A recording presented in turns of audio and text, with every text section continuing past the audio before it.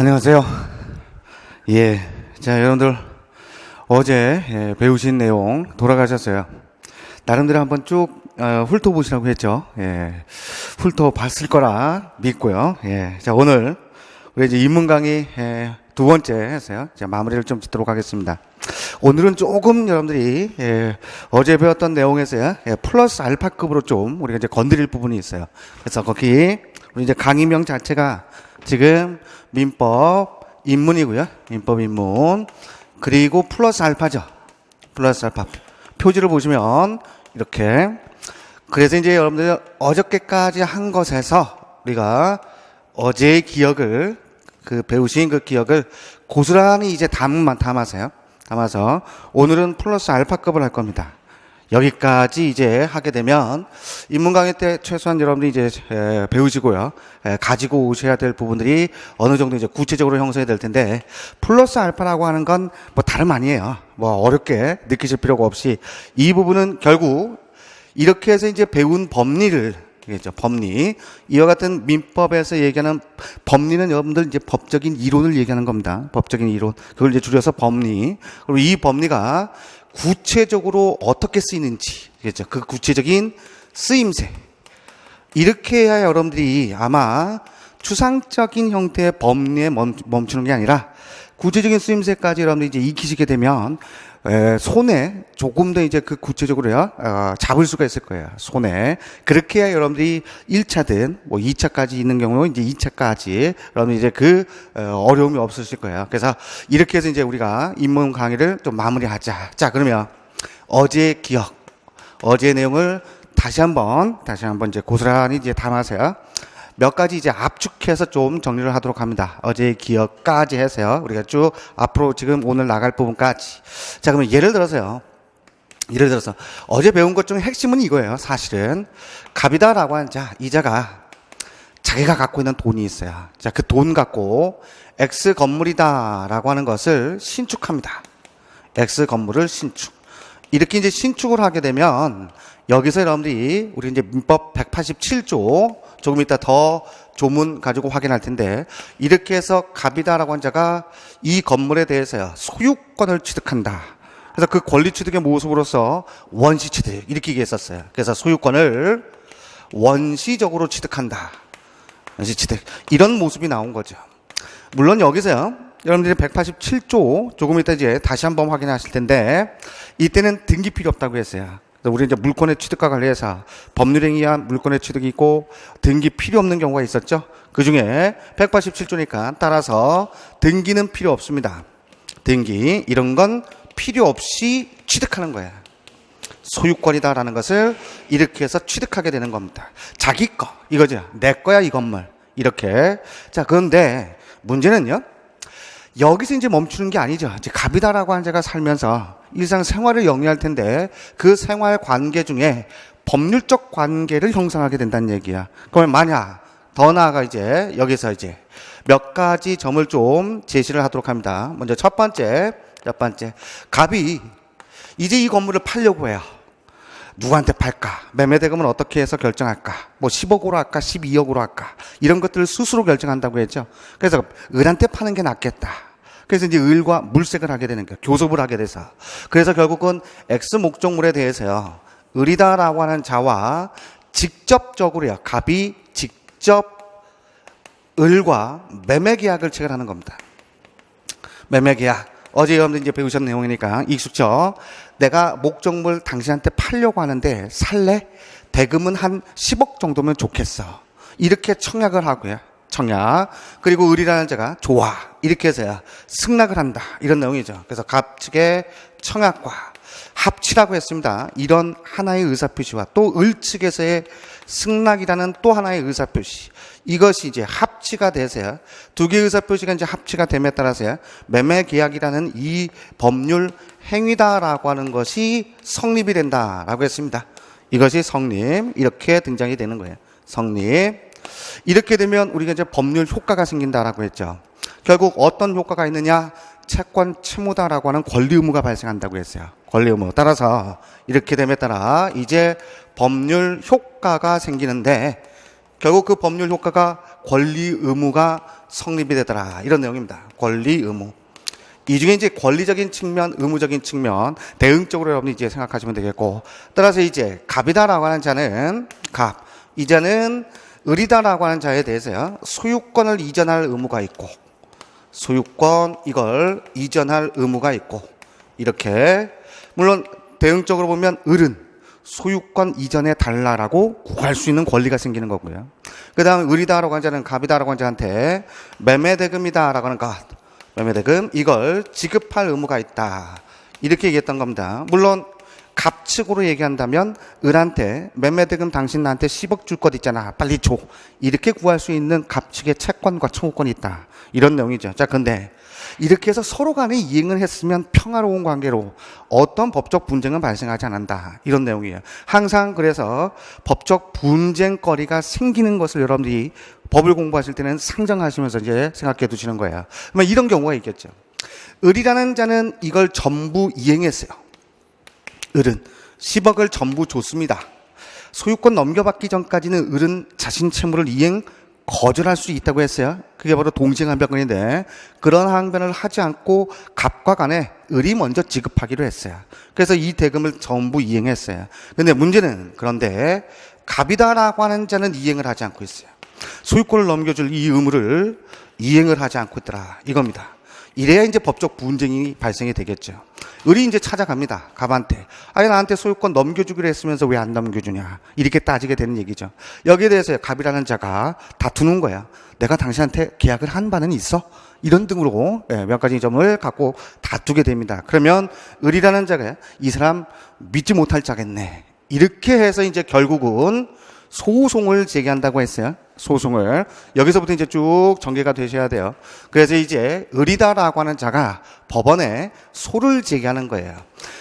소를 마음대로 갑 휘둘러서 폭행해가지고 뺏을 수는 없다고 했습니다. 그래서 국가의 힘을 빌려야 되는 거예요. 어떤 소를 제기하냐면 갑을 상대로요. 갑이 해야 될 의무를 구하는 소를 제기하는 겁니다. 그래서 소유권 이전 등기를 청구하는 소를 제기하는 겁니다. 청구. 이런 소를 이제 법원에 제기해요. 판사님, 갑과 제가 몇 년 몇 월 며칠 날 대금은 얼마로 해서 계약을 체결했고 저는 다 줬는데요. 갑은 주지를 않고 있네요. 이렇게 해서요. 이것 좀 명 좀 내려주세요. 이렇게 청구하는 겁니다. 결국 이거 지금서부터 기억합니다. 이 상대방의 의무, 이행을 구하는 거죠. 상대방의 의무의 이행을 구하는 소. 이걸 우리가 이행의 소 이렇게 얘기합니다. 알겠죠? 이걸 우리가 이행의 소 이렇게 얘기하죠. 이제 조금 이따 이제 또 조금 더 구체적으로 우리가 그 쓰임새를 보실 텐데 이렇게 소를 제기하는 거야. 물론 이제 소송상으로 다투게 된다는 얘기죠. 다툰다. 뭐 어떤 절차에 따라서 다투는가? 전반전은 45분 하고 후반전은 45분에서 전후반 뛴다. 이런 절차를 다루는 법이 바로 절차법이라고 했어요. 어제 월드컵 얘기하면서 비유 들었으니까요. 근데 그 절차선상에 이자가 과연 의무가 있는지, 이자는 이렇게 구할 만한 이런 권리가 있는지, 이걸 이제 판단을 하는 거예요. 그래서 이 소가 제기됐을 때 이자의 권리와 이자의 의무다라고 하는 것, 이것이 있는지를요, 그 존부를 확정하는 것, 이게 바로 민사소송 절차입니다.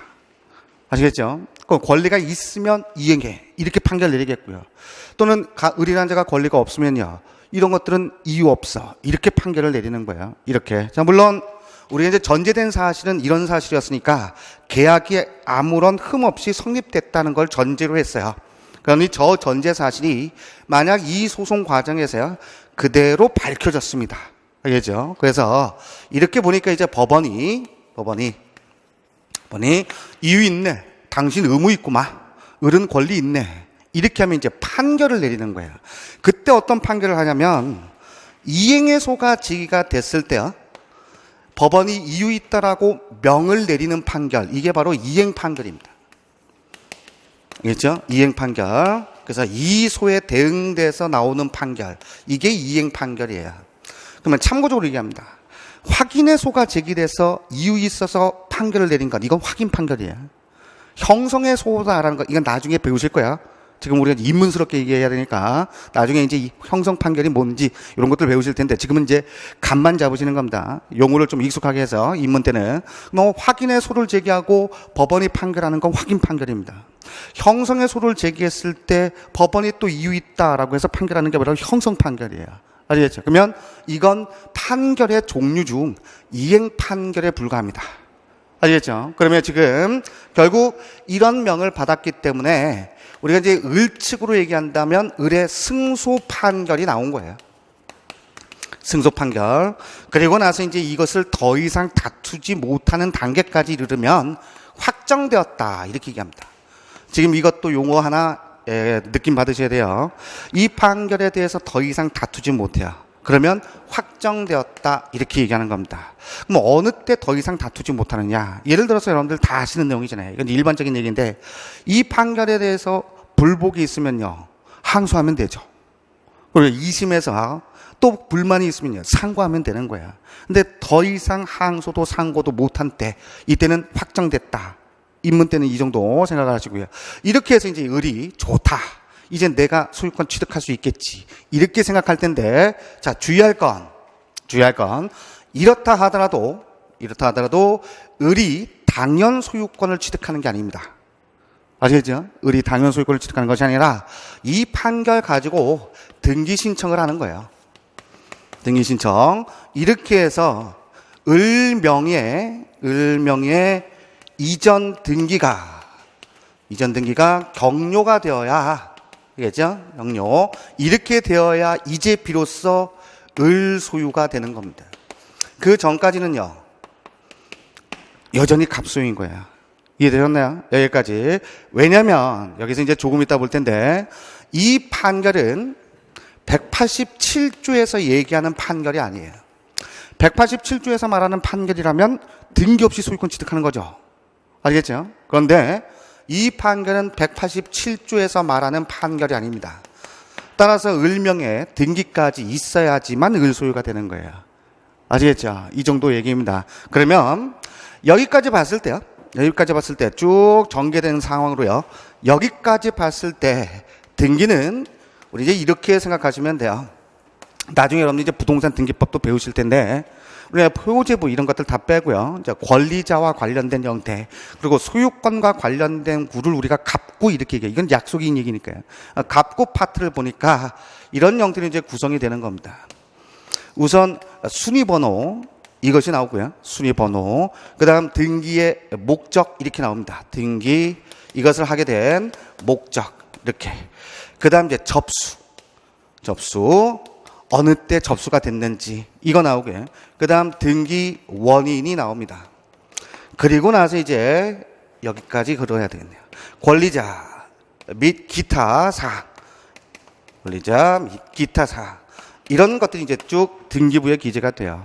그러면 순위를 보면 X 건물에 대한 내용이죠. 지금 X 건물에 대해서요. 먼저 첫 번째 1순위에 잡히는 것 나오고요. 등기 목적은 우선 갑이 X 목적물에 대해서 소유권을 원시 취득한 거죠. 알겠죠? 원시 취득은 보존 등기를 격려해요. 물론 보존 등기 없이도 갑은 소유권을 취득합니다. 왜냐? 187조 얘기니까. 하지만 187조 여러분들 단서 보시면 이걸 처분할 때는 등기를 하고선 처분해야 돼요.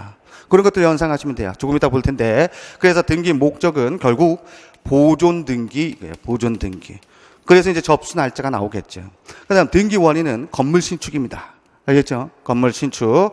그렇게 해서 이제 원시 취득이다라고 하는 점이 나오게 되고, 이로써 권리자, 소유권자는 누구인지, 소유권자, 갑, 이렇게 등장이 되는 거예요. 근데 지금, 여기서 이제 갑이 을한테 팔아서요. 등기는 격려해주지 않았는데 을이다라고 한 자가 이와 같은 소에 기해서 자기 승소 판결은 받고 그걸 갖고 등기 신청함에 따라서 이전 등기를 격려하게 되겠죠. 이렇게. 그러면 여기까지 나오면 이제 순위는 두 번째. 등기 목적은요. 이전 등기입니다. 알겠죠? 이전 등기 이렇게. 뭐 접수 날짜 나오겠고요. 그 다음 등기 원인. 이건 매매 계약의 기한 거죠. 알겠죠? 갑과 을 간의 매매 계약의 원인을 갖고 이전 등기할 목적으로 이루어졌다. 이런 것이 보이는 얘기고요. 따라서 권리자는 이제 누구로 나옵니까? 이제 비로소요. 을명의 등기까지 격려되어야 이제 비로소 소유권자는 을이다.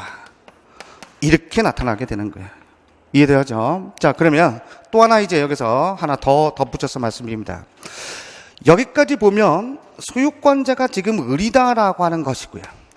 원인이 매매 계약이 있다라고 하는 것인데 이런 점에 무슨 효력이 생기냐면 이게 바로 등기상으로 나오는 효력이에요.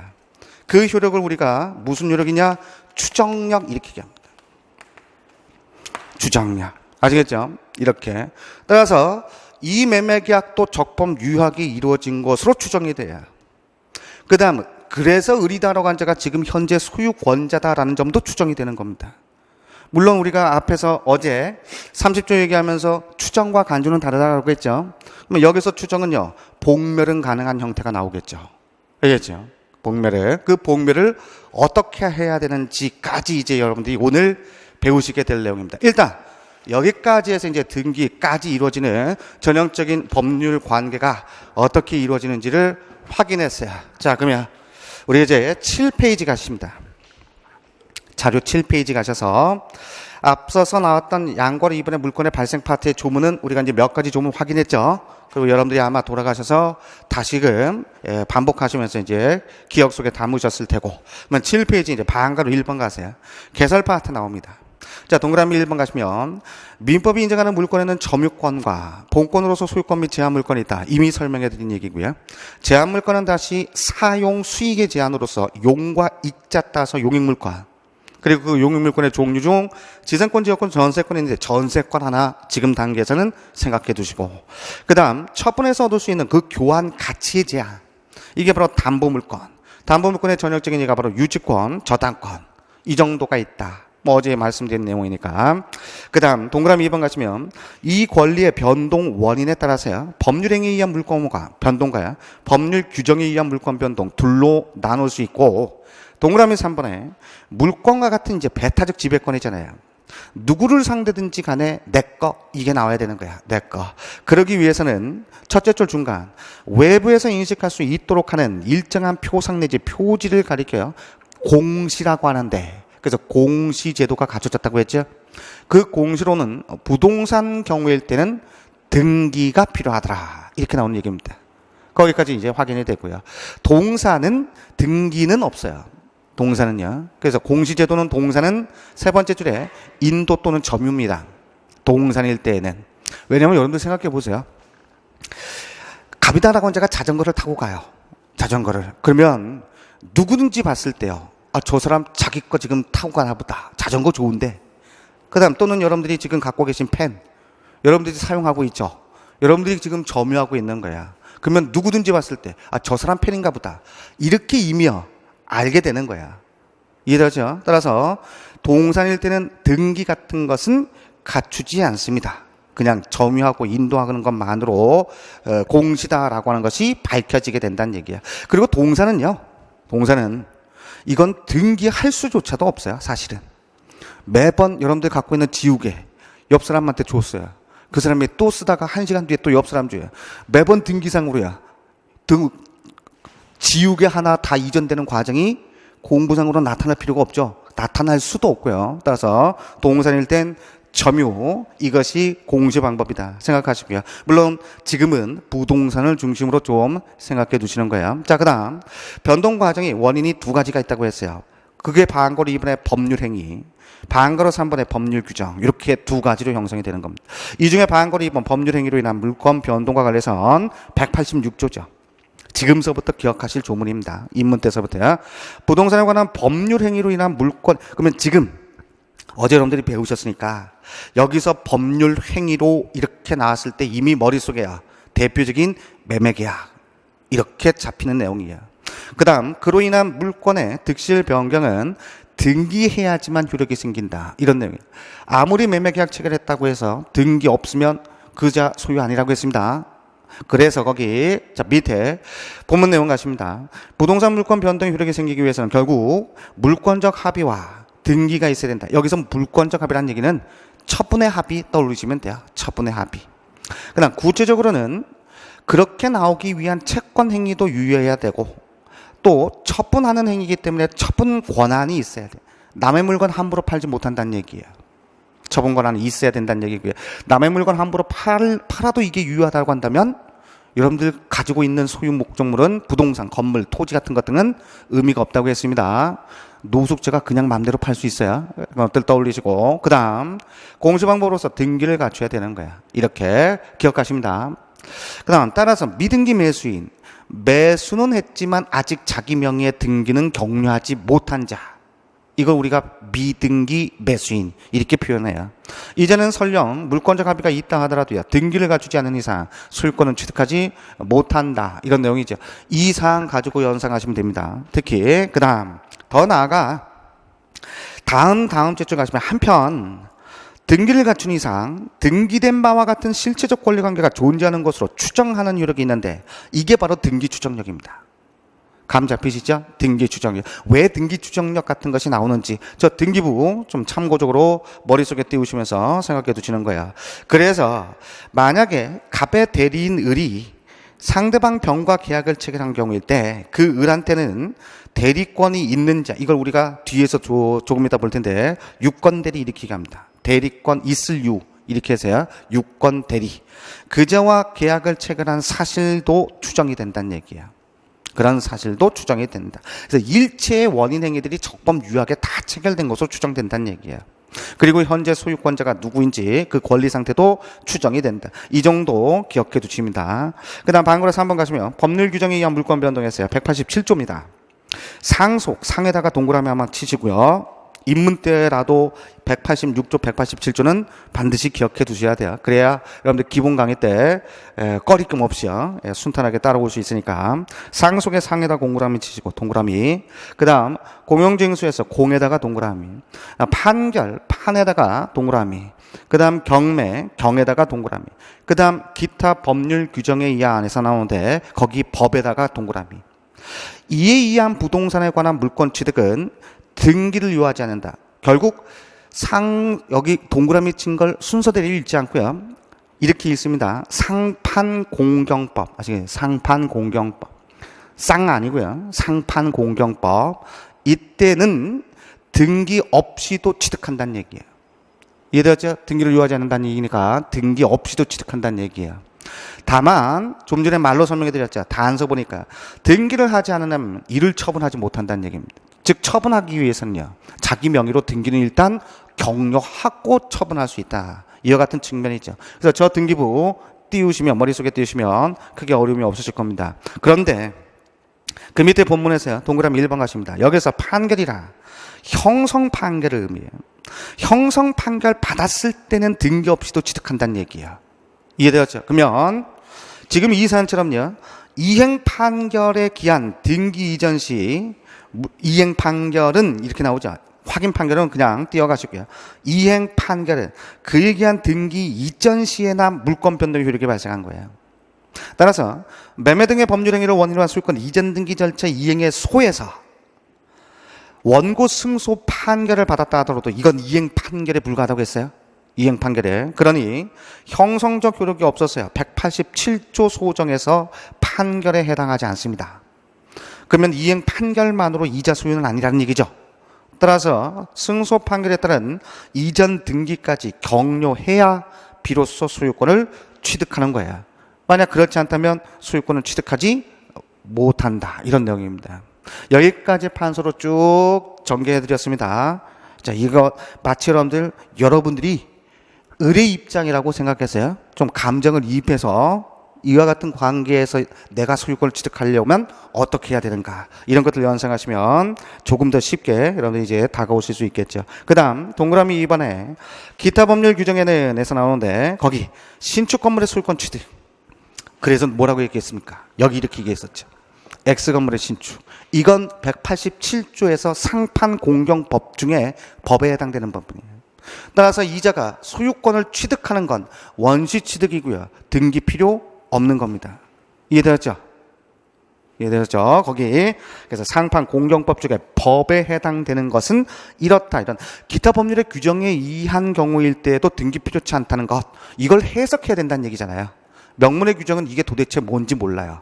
그러니 해석이요. 이렇게 이루어진 경우입니다. 그래서 신축 건물의 소유권 취득 같은 것들, 이런 것들은요. 187조에 따라서요. 당연 취득이다. 이런 내용입니다. 그 다음 8페이지 가시면 다음 페이지. 자, 근데 그 기타 법률의 규정에 따라서요. 우리 이제 등기 필요 없는 경우가 첫째 줄 중간 보시면 피담보 채권. 거기서 피다라고 하는 부분 나오죠. 여러분들 이제 법학에서 피는 당하는 것 떠올리시면 돼요. 수동적인 의미로. 그러면 담보 당하는 또는 담보되는 채권 이거죠. 담보되는 채권. 이 채권이 소멸됐어요. 어떻게 소멸되겠어요? 변제로요. 변제로. 그래서 그런 부분은 예를 들어서요. 이것도 다 구체적인 법리의 쓰임새를 우리가 확인할 거예요. 갑이다라고 한 자가 여러분들 이제 어제 우리가 익혔던 전형적인 또 사항, 을한테 을은행에서요 돈을 빌립니다. 5억에 대해서 소비대차 계약. 소비대차 계약이 뭔지 말씀드렸고 이렇게 계약하고요. 플러스 저당권 설정 계약했다는 얘기죠. 그렇게 해서 저당권 설정 계약. 이건 법률 행위에 의한 물권 변동의 얘기다. 따라서 을이다라고 하는 자가 이로 인해서요 저당권이다라고 하는 것을 취득하기 위해서는 뭐가 필요합니까? 186조가 적용되는 거예요. 186조가 법률에 의한 물권 변동이니까요. 그 물권 종류 중에 뭐가 있다? 담보 물권인 저당권이 있다는 얘기잖아요. 아시겠죠? 그러니 186조상 저당권 설정 등기까지 격려해야 등기. 이래야 이제 을이다라고 하는 자가요 법률 행위야 물권 변동으로서요 등기까지 했다면 비로소 을이 저당권을 취득한다는 얘기예요. 이렇게. 자, 근데 갑이다라고 하는 자가 이제 사업이 잘 됐어요. 다행스러운 거죠. 다행스러워서 을은행에 찾아갑니다. 변제합니다. 제가 빚진 5억 있죠. 갚겠습니다. 이거죠. 갚겠습니다. 이걸 우리가 법률적 용어로 변제 이렇게 말한다고 했어요. 갚겠습니다. 그래서 5억을 다 변제했어요. 이럴 때는 어떻단 얘기예요? 이럴 때는 187조가 나온다는 얘기예요. 187조. 그래서 187조에서 우리가 상판 공경법 중에 기타 법률 규정 이렇게 나옵니다. 법률. 기타 법률에 따라서요. 따라서 저당권 설정 등기에 이 등기에 말소 등기도 필요 없이 이거죠. 말소 등기도 필요 없이 저당권은 당연 뭐야? 소멸된다는 얘기입니다. 알겠죠? 저당권은 당연 소멸된다. 이게 바로 187조에서 얘기하는 기타 법률 파트의 하나의 내용이에요. 거의 뭐 공식화시켜서요. 이런 것들은 익숙하게 만드시는 거예요. 지금서부터 이렇게 등장이 되더라. 이런 형태입니다. 자, 그러면 다시 187조 한번 보시죠. 다시 187조. 페이지 가셔서 다시 187조 보시면 다시 한번 보십니다. 상속 공용징수 판결 경매 기타 법률 규정에 의한 부동산에 관한 물권의 취득은 등기를 요하지 않는다. 뭐가 좀 걸려요. 지금 단계에서 보면. 취득은 등기 필요 없다고 하는 것이지 소멸도 등기 필요 없는 거야? 소멸은 명시적으로 187조에서 담겨져 있지 않죠? 알겠죠? 자, 근데 항상 해석이 뒤따른다는 거. 그러면 판례가 지금 뭐라고 본다는 얘기야? 187조에서 취득이라고만 얘기했지만 그 취득 내에는요 소멸도 포함된다는 얘기야. 이해되었죠?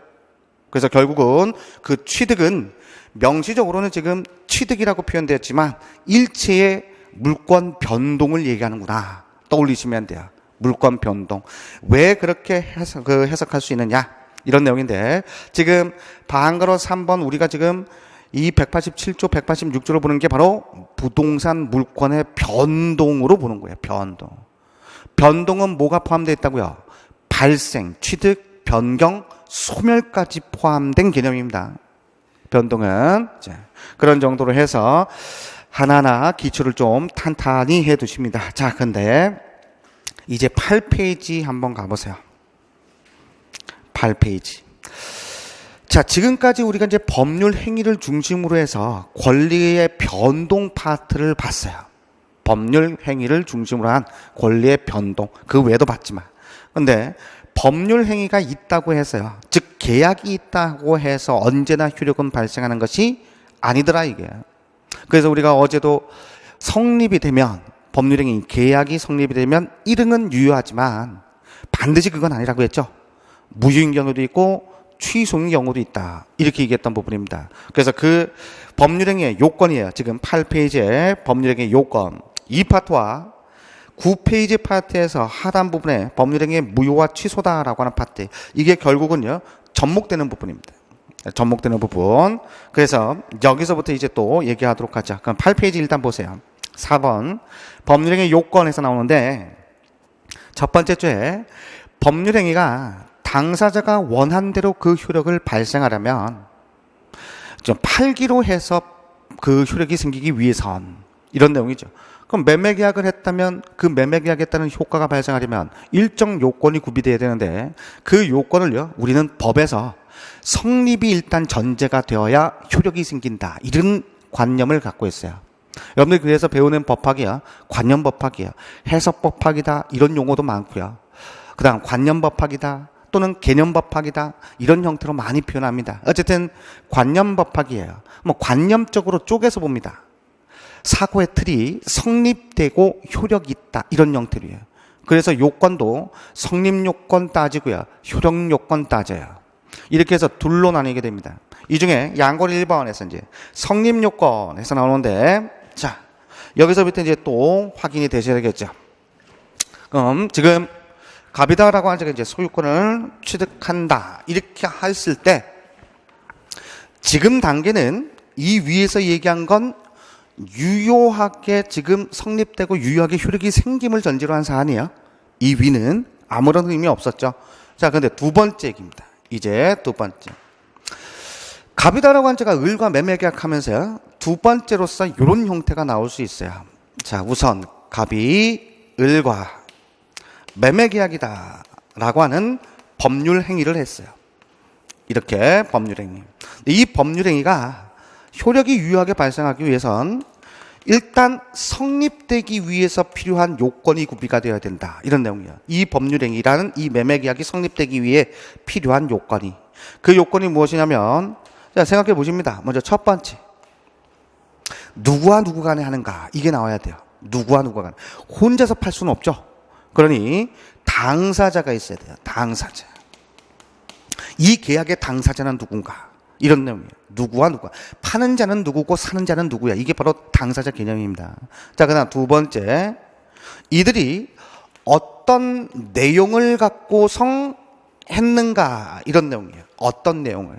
즉 갑이다라고 하는 자가 매매 계약하는 것을 여러분들 머릿속에 한번 또 띄워보시면 금방 좀 캐치가 되실 거예요. 을한테 찾아가죠. 야, 내가 갖고 있는 X 목적물, 이건 내 거야. 이건 내 거야. 이렇게. 그리고 이거 당신한테 대금으로 한 10억에 팔려고 하는데 당신 살래? 을이라는 자가 이제 견뎌보는 거죠. 한 10억 정도면 충분한 가치가 있는 것 같아요. 그래, 내가 사겠다, 이 얘기잖아요. 그래서 X 목적물에 대해서 매매 대금은 얼마로 할 것인지, 그게 10억짜리인지 8억짜리인지 이게 정해져야 돼요. 이게. 그리고 이제 잔금은 또 어떻게 할 것인지, 이제 구체적인 사항들이 이제 쭉 나타나겠죠. 이게 내용이에요. 이게 내용. 그 다음 세 번째, 그렇게 해서 서로 팔고 사기로 한 의사표시 합치가 있어야 된다. 그래야 계약이었죠. 그래야 계약. 그래서 청약이라는 의사표시와 승낙이라는 의사표시, 이 대립되는 두 가지 의사표시에 합치가 있어야 된다. 이러면 이 매매 계약은 성립되었다, 이런 형태야. 즉 갑과 을 간에는 갑 소유의 X 목적물에 대해서 을과 매매 대금은 10억으로 정한 계약이 성립이 되었다, 이런 내용이에요. 근데 이렇게 성립이 되면 1응은 유효합니다. 이대로 효력이 생기는 거예요. 그래서 을은 갑한테 매매 대금 10억을 줘야 되고요, 갑은 소유권 을한테 넘겨줄 의무가 생기는 거예요. 아시겠죠? 이게 이제 1응 유효합니다. 이렇게 되면 1응 유효. 그런데 언제나 그런 건 아니다 이거예요. 언제나. 그러기 위해서 단, 여기죠. 그러나 언제나 유효는 아니다. 그래서 결국은 무효 또는 취소 사유가 있을 수 있다는 얘기예요. 그래서 이 부분을 갖고 여러분들이 지금 배우실 부분이 뭐다? 효력요건 이렇게 배우시는 겁니다. 이제 효력요건. 그러면 무효 또는 취소가 아니기 위해서는 뭐가 필요할까? 이게 나오는 거겠죠. 아시겠죠? 무효 또는 취소가 아닌 것이 나오기 위해서는 무엇이 필요한가? 이런 내용입니다. 여기에 대해서 이 별로 생각하시면 돼요. 당사자인 갑 또는 을이다라고 한 자는요, 적어도 이 계약이 효력이 있기 위해선 자유로운 결정 능력이 있어야 돼요. 자유로운 결정 능력. 어버버 하면서 계약은 체결할 수 없잖아요. 예를 들어서 만약에 갑이다라고 한 자가 70세인데 지능지수는요 3세 정도예요. 이런 계약을 자유롭게 결정해서 했다고 볼 수는 없겠죠. 알겠죠? 따라서 당사자인 갑 또는 을이다라고 한 자는 적어도 능력이 있어야 된다 이거예요. 능력이. 어떤 능력이냐? 자유로운 의사를 결정할 능력. 의사 능력이 있어야 된다. 의사 능력. 또는 행위 능력이 있어야 된다. 행위 능력이라는 건 이것도 자신의 행위에 따라서야 어떤 효과가 유효하게 발생하게끔 만들 수 있는 자격을 얘기해요. 자격을. 이렇게 개념 정도로만 그냥 느낌 정도 받으시면 되겠어요. 입문 때는. 그 다음 두 번째에서 이 목적은 이런 내용은요. 이런 내용은 적법해야 돼요. 적법. 이건 금지로 우리가 이미 법에 정해져 있다면 법에 정해진 금지된 사항을 위반해서 계약을 체결한 건요. 효력이 없다. 이런 내용입니다. 적법해야 된다. 나중에 배우실 겁니다. 그 다음 사회적으로 이런 계약은 타당성이 있어야 된다. 이렇게 얘기해요. 사회적으로 타당성이 있어야 된다. 예를 들어서 갑이 X 목적물인데 이 목적물이 1억 정도뿐이 안 돼요. 목적물. 그런데 이 을이라는 자가요. 평생토록 농사만 지으신 분이에요. 거래를 한 경험이 없어요. 평생토록 농사만 지어서. 그러다 이제 나이가 차니까요. 건물 하나 좀 좋은 거 사서 노후에 편하게 지내야 되겠다. 이래서 이제 난생 처음 건물을 사려고 이제 교섭 단계에 들어갔습니다. 근데 이 갑이라는 자가 알게 됐어요. 근데 이 목적물은 1억 정도의 시가인데 을이 평생 농사만 짓긴 자기 때문에 그런 정을 몰라요. 그걸 갑이 이용해서 10억에 팔아넘겨요. 이거 10억에 팔려고 하는데 사시겠습니까? 을은 모르니까요. 그러면 내가 10억에 사겠습니다. 이렇게 해서 그 10억의 내용으로요. 갑과 을 간에 팔고 사기라는 합의가 있습니다. 매매계약은 성립한 거죠. 하지만 을이라는 자가 갑한테 그러면 1억짜리에 불과한데요. 10억을 줘야 될 의무가 있는가? 만약 그때도 유효하다면 그런 의무는 있겠죠. 그런데 그런 경우는 무효라고 취급해야 됨이 타당한 것 아닌가? 이렇게 해서 법에서 정해졌습니다. 즉 이런 계약은 타당성이 없는 계약이다. 타당성이 없는 계약이다. 이렇게 여러분들이 을의 입장에서 쓴다면 당연히 그와 같은 상식적인 선에서도 나올 거예요. 그래서 사회적으로 타당성이 없는 계약은 무효다. 이렇게 정해진 거예요. 정해진 거. 어제 말씀드렸죠. 무효인지 취소인지는 정책의 문제라고 했어요. 누가 정해졌느냐? 이미 국회에서 정해준 사항입니다. 국회에서. 그러니 이건 무효가 아니라 이건 취소여야 되잖아. 이런 의무는 없는 거예요. 이건 명제입니다. 명제. 그러니 무효인 경우는 어떤 경우인지, 취소인 경우에는 어떤 경우인지 이런 것들 여러분들이 나름대로 캐치하시고 조문을 익숙하게 만드시는 것. 이게 여러분들이 할 일이고요.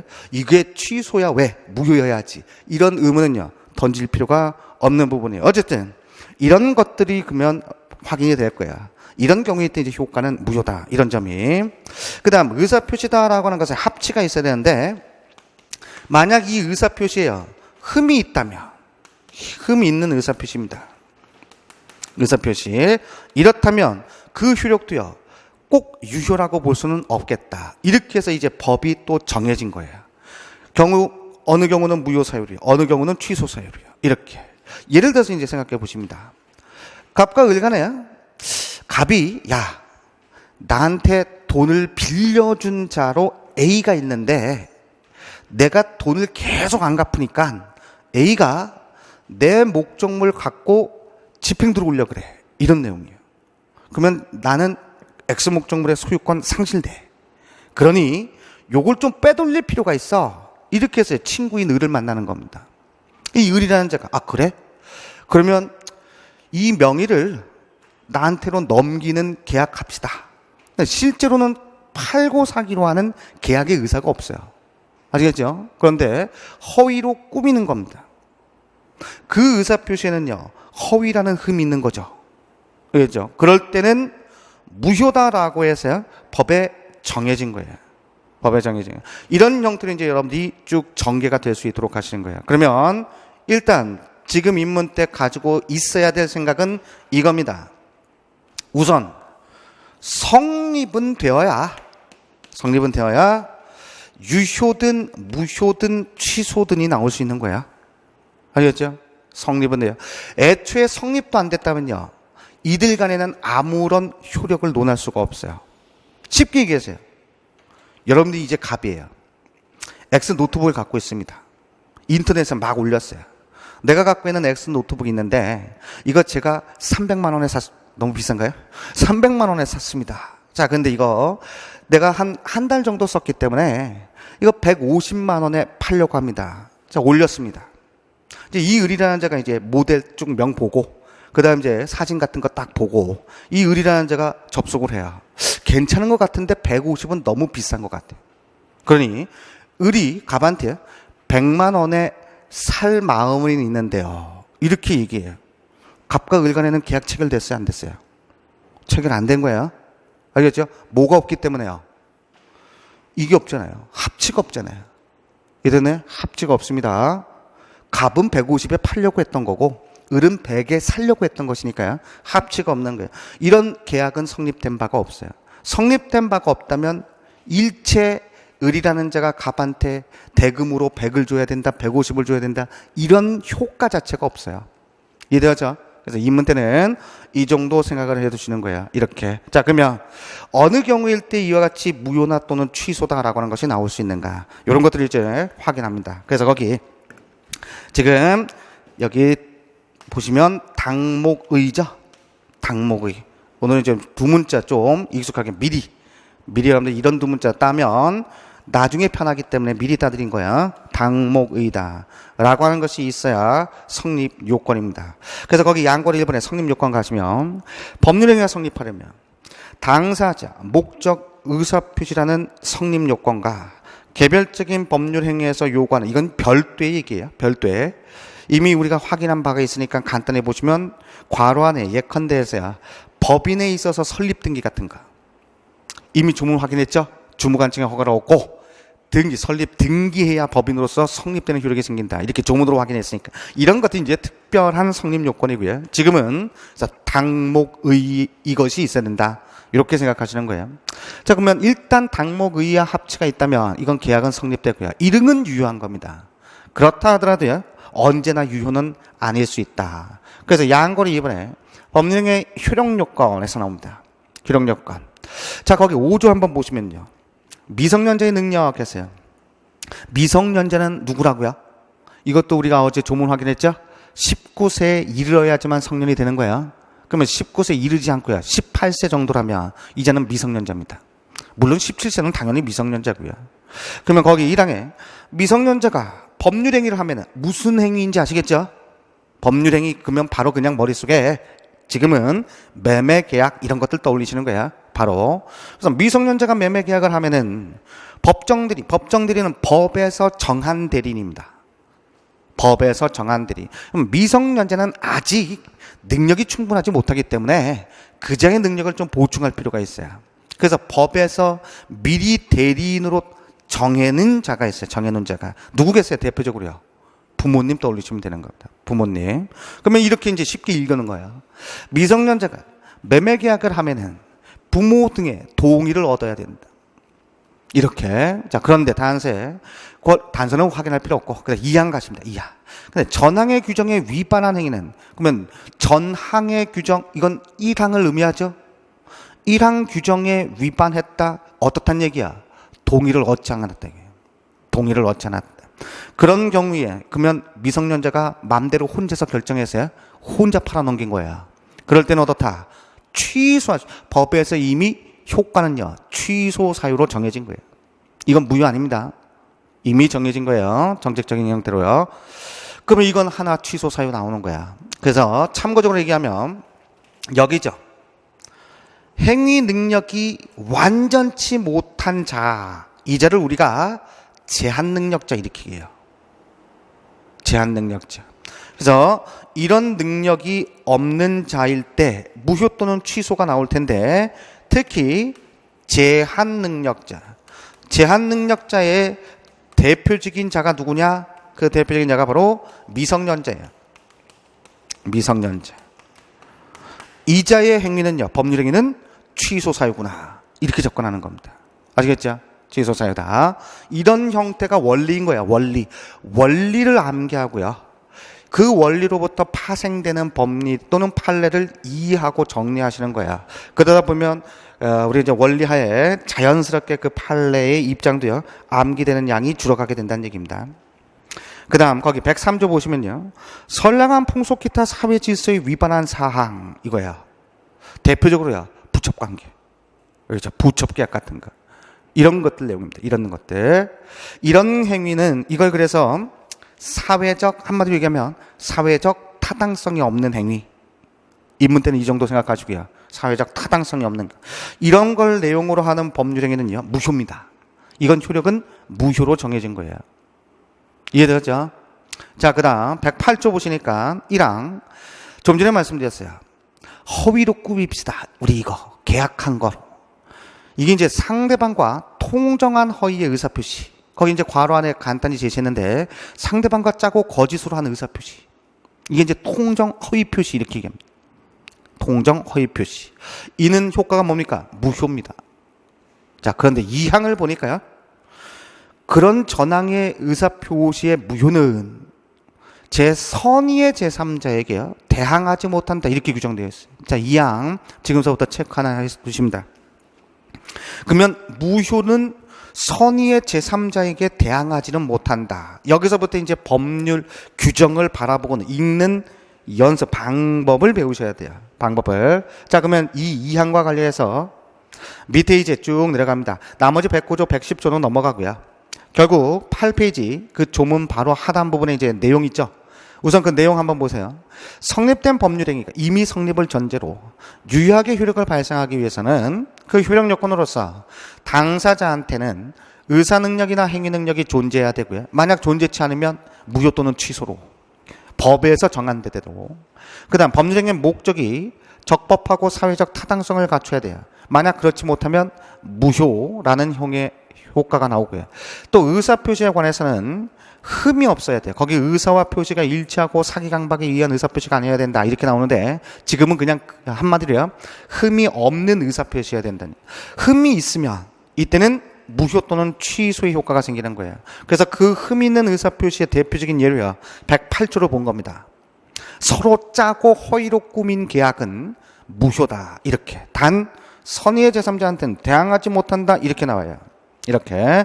자, 그 다음 줄 보시면 끝에 대리 행위에 있어서는 대리권이 존재해야 된다, 이거예요. 대리권 있는 자가 누구라고요? 앞에서 유권 대리라고 했죠? 있을 유자 써서. 대리권 없는 자는 무권 대리예요. 그러면 무권 대리도 유효하지 않다, 이렇게 하나 기억해 두시는 겁니다. 무권 대리라면 효력은 유효치 않다, 이렇게 하나 기억. 그리고 이제 조금 이따 대리 파트에서 이제 확인이 될 겁니다. 자, 그 다음 밑에 민법의 용어 정리에서 나옵니다. 낯설자 108조 2항 다시 눈으로 확인하시면서 이런 무효는 선의 제3자한테 대항하지 못한다라고 규정되어 있는데, 지금 선인지 악인지의 의미가 무엇이냐 이거예요. 자, 양거리 1번 가십니다. 선의 악이. 일상 용어에는 선이면 선량한 뜻을 갖고 있는 자, 악이면 나쁜 마음을 먹고 있는 거, 이렇게 이제 바라볼 수 있겠지만, 법에서 얘기하는 선의 악의는 그런 일상 용어가 아니에요. 민법에서 선이란 선량한 뜻이 있다는 것이 아니라 어떤 사정을 알지 못한 걸 선이라고 해요. 반면에 어떤 사정을 알고 있다면 악이다, 이렇게 얘기합니다. 아시겠죠? 지금서부터 기억할 부분이야. 선량한 뜻 악의를 품고 있다. 이게 아니라 알았느냐 몰랐느냐 얘기입니다. 알았으면 악이고요. 몰랐으면 선이에요. 기억해 두셔야 되겠고, 이건 약속입니다. 약속. 자, 그 다음 양골이 2번에 우리가 지금 선의의 제3자한테 이렇게 나왔죠. 그럼 제3자는 누구냐? 당사자는 제3자가 아니죠. 이 계약의 당사자는 갑과 을이에요. 갑과 을. 그러면 갑과 을 외자가 제3자겠죠. 그거 하나 생각하시고, 그 다음 포괄승계인도 제3자가 아닙니다. 그럼 포괄승계 누구 생각하시면 된다고요?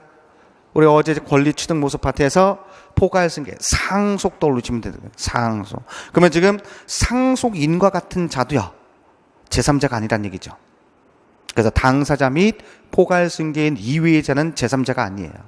일단 이게 이제 제3자다라고 하는 개념적인 요소로서요 약속된 용어예요. 기억하시고요. 그 다음 양골의 3번에 대항하지 못한다. 선의 제3자한테 무효 갖고 대항 못한다. 이렇게 나왔죠. 대항하지 못한다라는 의미는 법률행위 당사자가 그 제3자에 대해서요 그 법률행위의 효력, 예컨대 무효 또는 취소의 효력을 주장 못한다는 얘기예요. 대항 못한다 그러면 지금서부터 주장 못한다 이렇게 떠올리시면 됩니다. 대항 못한다, 주장 못한다. 뭘 주장 못하느냐? 무효 또는 취소를 주장 못한다. 이런 내용이죠. 결국은 그 옆에다가 하나 더 생각해 보시면, 결국은 따라서요 제3자와의 관계에서는 그 행위가요 무효 취소가 아니라, 이게 아니라 유효로 취급하겠다는 얘기입니다. 알겠지? 유효한 것으로 취급하겠다. 누구와의 관계냐? 당사자 상호 간에는 무효 또는 취소일 수 있을지언정 제3자와 관계에서는요 그 행위는 무효 취소가 아니라 유효한 것으로 취급하겠다. 이런 내용이에요. 그러니 무효 취소는 제3자한테 주장하지 말아라. 이게 법에서 정한 약속인 거예요. 이해되었죠? 그래서 매우 중요한 지금 사항을 봤습니다. 자, 그러면 우리가 잠시 쉬었다가 무효인 경우는 어떻고 취소인 경우는 도대체 어떤지 이걸 이제 확인해야 되겠죠. 그래야 이제 유효인 격과 구별점을 잡게끔 돼서요 조금 더 이제 명확하게 보실 수 있으니까요. 자, 잠시 쉬었다가 우리가 연이어서 또 진행하도록 하겠습니다.